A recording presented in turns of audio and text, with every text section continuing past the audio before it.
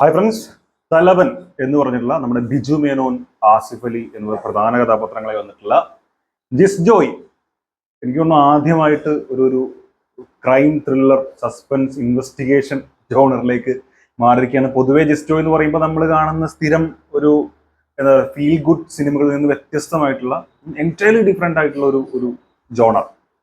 അങ്ങനെ ഒരു സംഭവമായിട്ട് വന്നിട്ടുള്ള ജിസ് ജോയ്. അങ്ങനെ ഈ ഒരു മൂവർ സംഘത്തിന്റെ സിനിമയായിട്ട് വന്നിട്ടുള്ള തലവൻ എന്ന് പറഞ്ഞുള്ള സിനിമയാണ് കണ്ടിട്ടുള്ളത്. സിനിമ കാണാൻ വേണ്ടി തിയേറ്ററിൽ ഇങ്ങനെ ഇരിക്കുന്ന സമയത്ത് ഫസ്റ്റ് ഷോ കഴിഞ്ഞിട്ട് ഇറങ്ങി വരുന്ന ഒരു 4-5 പേരെ എനിക്ക് അറിയുന്നവരുണ്ടായിരുന്നു. സ്വാഭാവികമായിട്ടും എടാ എങ്ങനെ ഉണ്ടായിരുന്നു സിനിമ എന്ന് ചോദിക്കും. അപ്പോൾ ഒരാൾ പറഞ്ഞു ഗംഭീര സിനിമ. ബാക്കിയുള്ള 4 പേരുടെയും പ്രതികരണം കുഴപ്പമില്ല. ഫസ്റ്റ് ഹാഫ് ഭയങ്കര എൻഗേജിങ് ആയിരുന്നു, ഭയങ്കര ത്രില്ലിംഗ് ആയിരുന്നു. സെക്കൻഡ് ഹാഫ് ആയപ്പോൾ ഭയങ്കര ലാഗ് അടിച്ചു, ഒരു ആവറേജ് ഫീലാണ് തന്നിട്ടുള്ളത് എന്നുള്ളതായിരുന്നു. അതുകൊണ്ട് തന്നെ വലിയ പ്രതീക്ഷയൊന്നും ഇല്ലാതെയാണ് ഞാൻ തിയേറ്ററിലേക്ക് സിനിമ കാണാൻ വേണ്ടി കയറിയിട്ടുള്ളത്. എടുത്തു പറയേണ്ട കുറച്ച് പേരുകളുണ്ട്, ആക്ടേഴ്സിന്റെ. 1 ബിജു മേനോൻ, 2 ആസിഫ് അലി, 3 മിയ, 4 അനുശ്രീ, പിന്നെ ദിലീഷ് പോത്തൻ, ജാഫർ ഇടുക്കി, പിന്നെ ഇതിൽ പ്രധാനമായിട്ട് വരുന്നത് കോട്ടയം നസീർ. പിന്നെ ഇതിൽ വില്ലനായിട്ട് ചെയ്തിട്ടുള്ള പുള്ളിക്കാരൻ ശിവദാസൻ എന്നാണ് ക്യാരക്ടറിന്റെ നെയിം. പുള്ളിക്കാരന്റെ പേര് എനിക്കറിയില്ല. ഇത്രയും പേരുടെ പ്രകടനം ഗംഭീരമായിരുന്നു. എടുത്തു പറയേണ്ടത് ആസിഫ് അലി. പുള്ളി ആ ഒരു ക്യാരക്ടർ പിടിച്ചിങ്ങനെ ചെയ്തിട്ടുണ്ട്. ഭയങ്കര എന്താ പറയാ, പുള്ളി ബിജുമേനും ഏകദേശം ഒരേ ടൈപ്പ് വേവ് ലെങ്ത് ഉള്ള 2 ആളുകളാണ്. അപ്പോൾ അവരുടെ ആ 2 ക്യാരക്ടർ അവർ നന്നായിട്ട് ചെയ്തിട്ടുണ്ട്. ഭയങ്കര മസിലൊക്കെ പിടിച്ചിട്ട് നമ്മൾ കോശിയിലെ കണ്ടിട്ടുള്ള തരം ഒരു ബിജുമേൻ ഉണ്ടല്ലോ, അതിന്റെ മറ്റൊരു വേർഷനാണ് ഇതിൽ ബിജുമേൻ ചെയ്തിട്ടുള്ളത്. ഭയങ്കര ഭംഗിയായിട്ട് ചെയ്തിട്ടുണ്ട്.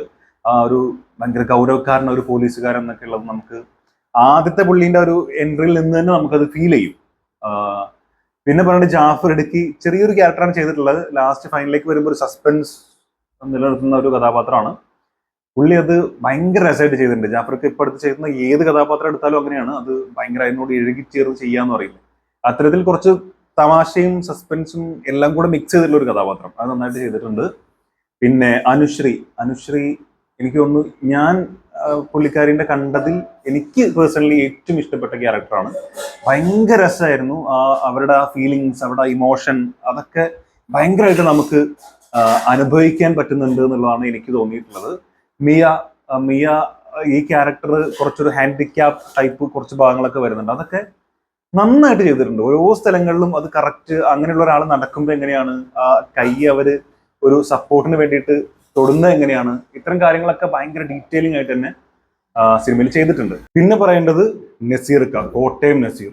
പുള്ളി ഈയിടെയായിട്ട് ഇപ്പൊ ജാഫർ ഖാൻ പറഞ്ഞ പോലെ തന്നെ ഈയിടെയായിട്ട് ഈ പുള്ളിക്ക് കിട്ടുന്ന ക്യാരക്ടറൊക്കെ വളരെ ഡിഫറെന്റ് ആയിട്ടുള്ള ക്യാരക്ടറാണ്. ഭയങ്കര ഭംഗിയായിട്ട് ചെയ്യുന്ന ആളാണ്. ഇതൊരു ചെറിയ നെഗറ്റീവ് ഷെയ്ഡുള്ള എന്താ പറയാ, ഒരു വില്ലൻ ഭാഗങ്ങളിൽ നമ്മൾ ചേർത്ത് വെക്കുന്ന ഒരു കഥാപാത്രമാണ്. അത് ഭയങ്കര നന്നായിട്ട് ചെയ്തിട്ടുണ്ട്. പുള്ളിക്കാരന്റെ ലുക്ക് ആണെങ്കിലും മാനറിസം ആണെങ്കിലും ഡയലോഗ്സ് ആണെങ്കിലും എല്ലാം കൊണ്ടും നമുക്ക് കറക്റ്റായിട്ട് ഫീൽ ചെയ്യുന്ന തരത്തിൽ ഭയങ്കര ഗംഭീരമായിട്ട് ആ ക്യാരക്ടറിനെ ഇങ്ങനെ എടുത്ത് കൊണ്ടുപോയിട്ടുണ്ടെന്ന് പറയാം. പിന്നെ ഓഫ് കോഴ്സ് ജിസ് ജോയിന്റെ ഡയറക്ഷൻ.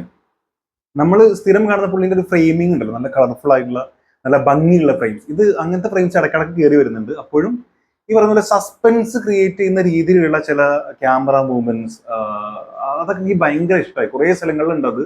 ഈ മഴ പെയ്യുന്ന ഒരു സീനിലുണ്ട്. അതല്ലാണ്ട് ഈ വണ്ടിയിൽ ആസിഫ് ഖാന്റെയും അതുപോലെ തന്നെ ബിജു മേനോന്റെയും ക്യാരക്ടർ വരുന്ന സമയത്ത് അവരുടെ ക്ലോസ് വെച്ചിരിക്കുന്ന ചില സംഭവങ്ങളൊക്കെ ഉണ്ട്. തുടക്കം തന്നെ അവരെ കാണിക്കുന്നതും അങ്ങനെ തന്നെ. അതൊക്കെ നല്ല രസമുണ്ടായിരുന്നു. ആ ഫ്രെയിമിൽ ഇങ്ങനെ ഒതുങ്ങി ചേർന്ന് എന്താ പറയുക, വരച്ചു വെച്ചിട്ടുള്ള പോലെ എന്നൊക്കെ തോന്നുന്ന രീതിയിലുള്ള ചില ഫ്രെയിംസ് ആയിരുന്നു. അതെനിക്ക് ഭയങ്കര ഇഷ്ടമായിട്ട് തോന്നി.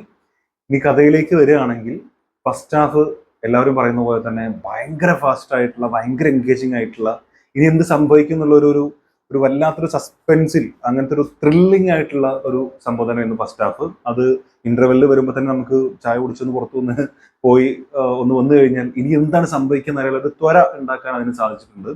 സെക്കൻഡ് ഹാഫിലേക്ക് വരുമ്പോൾ എന്തുകൊണ്ടോ ബാക്കിയുള്ളവർ ലാഗ് അടിച്ചു എന്നൊക്കെ പറഞ്ഞുകൊണ്ടായിരിക്കും എനിക്കൊന്നും ഫീൽ ചെയ്തില്ല. എനിക്ക് ഭയങ്കര രസമായിട്ട് തന്നെ, എനിക്ക് വളരെ എൻഗേജിങ് ആയിട്ട് തന്നെ തോന്നി. 1-2 സ്ഥലങ്ങളിൽ ചെറിയൊരു വലിപ്പിക്കൽ ഉണ്ടോ എന്ന് ചോദിച്ചാൽ വേണമെങ്കിൽ ഉണ്ട് എന്ന് പറയാമെന്നല്ലാതെ ഒരിക്കലും നമുക്കതിനെ ഒരു തരത്തിലും ലാഗ് ഒന്നും വിളിക്കാൻ പറ്റില്ല. കാരണം ഫസ്റ്റ് ഹാഫിൽ എന്താണോ ചെയ്തു വെച്ചിട്ടുള്ളത് അതിന്റെ ബാക്കി ഈ രീതിയിൽ തന്നെയല്ലേ പറയാൻ പറ്റുള്ളൂ. അങ്ങനെ നമുക്ക് തോന്നുള്ളൂ. അല്ലാതെ ഇത് വേറെ ഏത് രീതിയിലാണ് പറയേണ്ടത് എനിക്കറിയില്ല. ഒട്ടും അടുപ്പിക്കാത്ത, വളരെ എൻഗേജിങ് ആയിട്ടുള്ള, പല സ്ഥലങ്ങളിലും സീറ്റ് എഡ്ജിൽ ത്രില്ലർ എന്നൊക്കെ പറയുന്ന രീതിയിൽ.